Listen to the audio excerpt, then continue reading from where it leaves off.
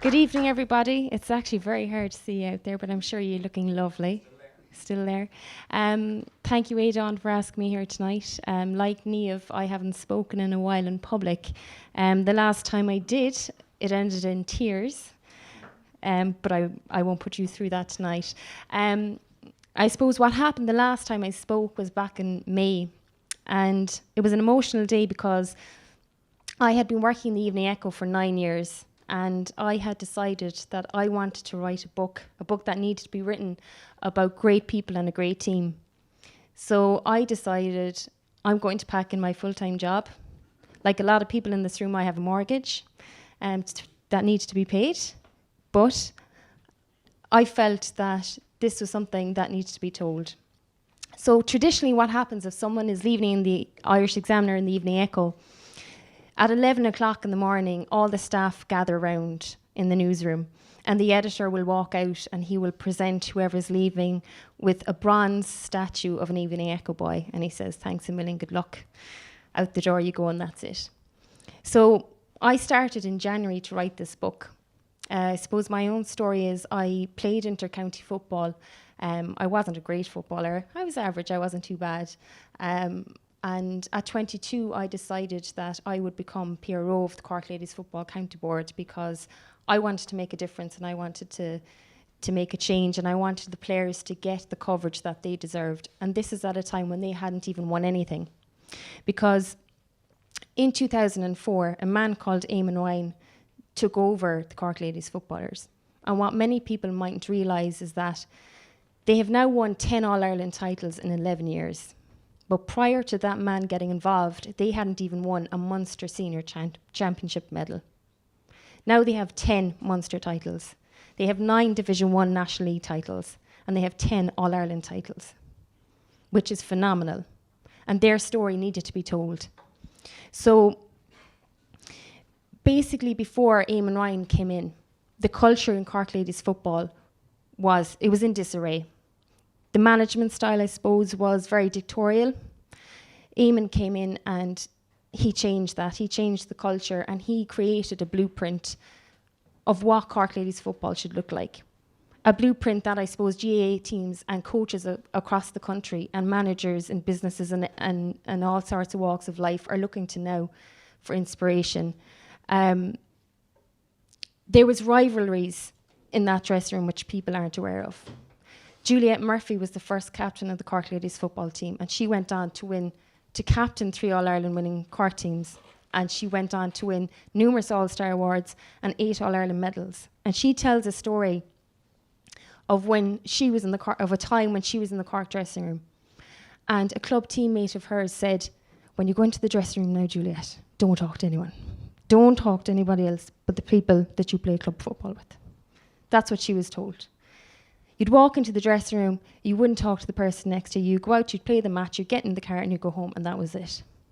In came Eamonn Ryan, a man they didn't know, a man who had massive success.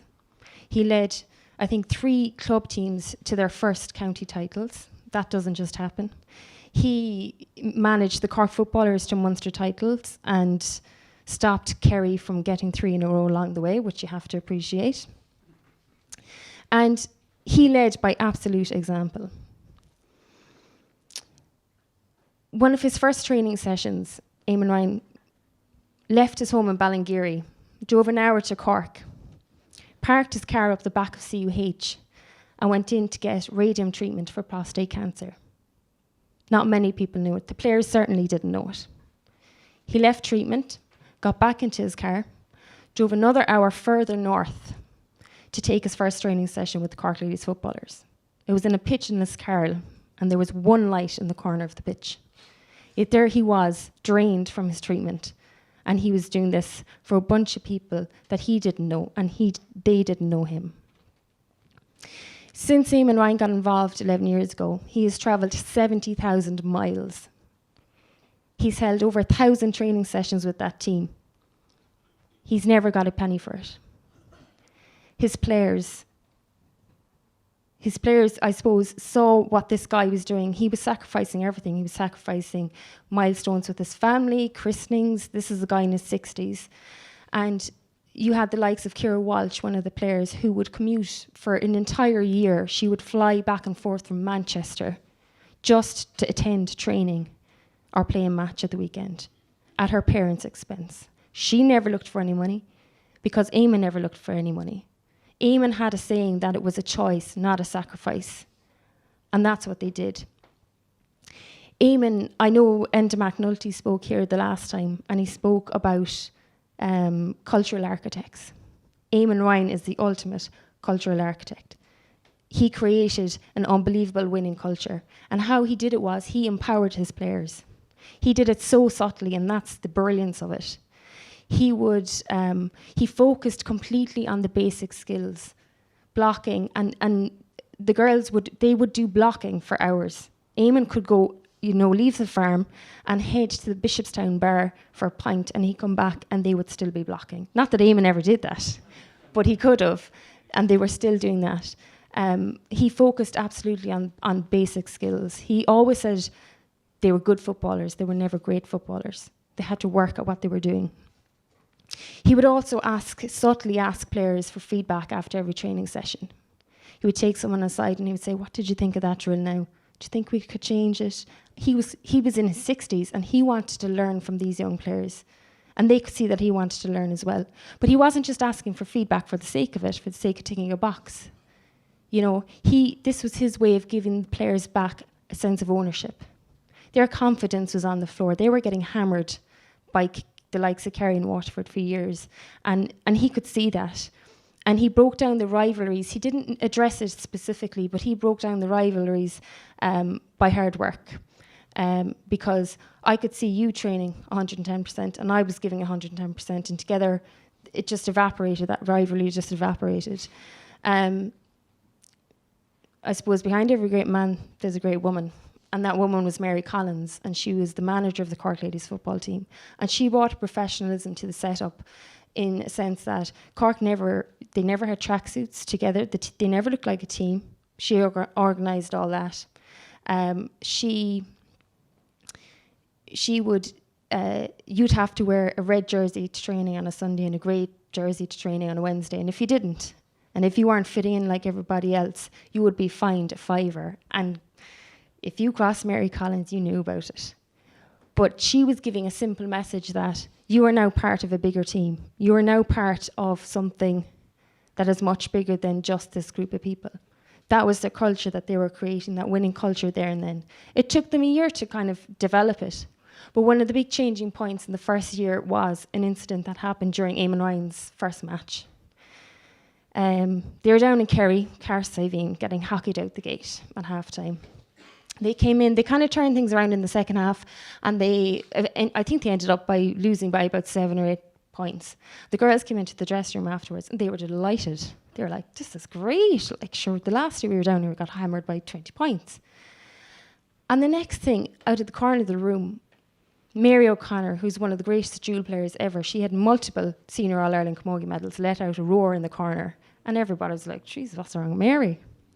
Mary was like, "Lads, listen up, our attitude changes now." Because what happened was the girls came in, took the jerseys off, flung them on the floor. Mary lost the plot. She was like, "Lads, our attitude changes here and now.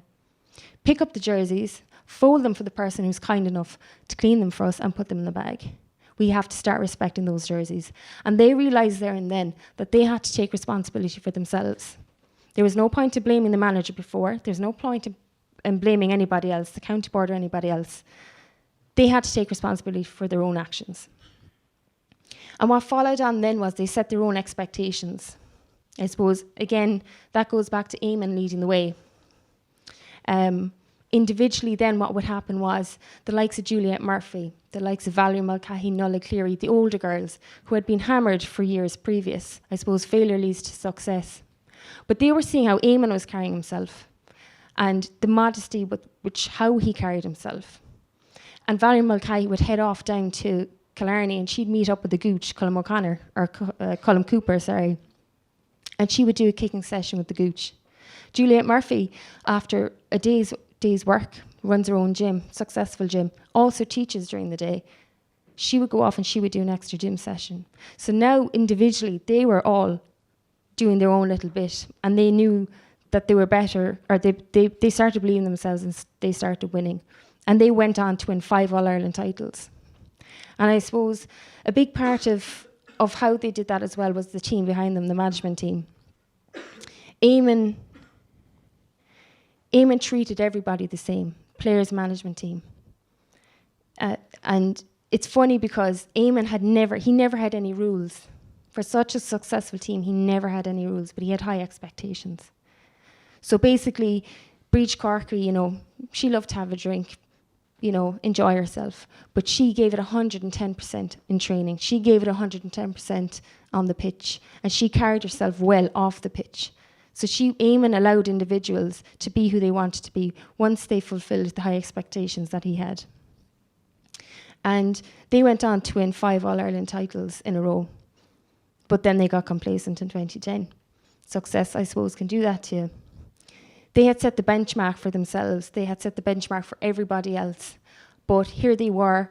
Juliet wasn't doing that extra gym session. Valerie wasn't doing her extra kicking sessions. And gradually, those minute kind of, I suppose, just holding back that little bit extra, in the 2010 All-Ireland quarter-final, it all fell apart. They lost. And in 11 years, it's the only game they have ever lost in an All-Ireland series. They now have 10 All-Irelands in 11 years, and that's the blip. But blips happen. And Eamonn Ryan learned to adapt. He knew that they had to pick themselves up. They had to go back to the standards they knew, and they knew they actually had to go higher than the standards they knew because everybody else is chasing them and nipping at their heels. And it wasn't a case of them hammering people. They've won, I think, 4 or 5 of those All-Ireland finals by a solitary point. And that's because they're relentless in what they do. And Eamonn and Mary Collins and the likes, they brought, I suppose, such values and such honesty to what Cork Ladies football was about. The values of hard work, teamwork. They were all in it together. No one ever was allowed to get bigger than the actual story or than the team themselves. And I suppose that's how they created a winning culture. The environment that Eamonn set up, the communication, their ability to adapt to situations, to adversity, and those core values that they operated on. And I suppose I've had the privilege of being there, I suppose, as a player in the fringes, and then actually being a PRO and covering them that way, and then being a journalist, sports journalist, and covering them that way. And I felt this is a story that needs to be told. But I suppose for anybody out there in their own lives, there's a lot to take from this story because they never once had a psychologist. They never once had a nutritionist. They never once had a dietitian. They never once had a gym instructor or gym program. They did this all themselves by pure hard work and how they led their lives on and off the field. And it was created by one man. And I suppose the thing that you guys can take away tonight is whatever walk of life you're in, everybody can make a change. Everybody can make a difference. They had no resources. This is something that doesn't take a lot of money to do. It takes no money to do. We can all do it, but we can all make a difference once we have the courage to walk away from a full-time job that you loved and do something because you felt it was something to do. Or whether it's to bring joy to people's lives, whether that's play football, win All-Irelands, or something else along the line, whatever it is that you do. I suppose the decision is in your own hands, but Niamh made her decision. She went with it, and look at her now. She's walking around, medals hanging off her, and the possibility of competing in Rio. So that's basically my story. The book is out next week. I have to get that plug in. It'll be $14.99. The launch is next week. There's book signings and everything else, but it's the first sports book of its kind because there's never been one ever written on an Irish female sports team. Hopefully I've given you some sort of an insight into the kind of people that they are. As Eamonn Ryan would always say, they're not just great footballers, they're great people. Thanks.